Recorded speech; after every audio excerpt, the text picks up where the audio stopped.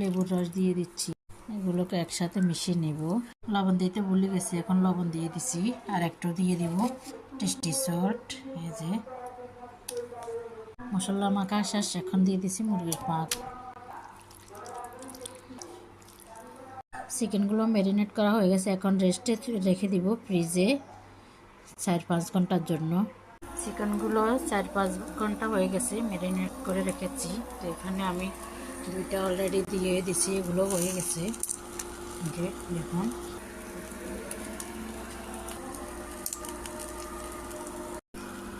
দেখছেন, অসাধারণ colour barbecue হয়ে গেছে আমার বারবিকিউ। এই যে কয়লায় না দিয়ে এভাবে লিপিকে চুলার ভিতরে দিলেও হয়ে যাবে।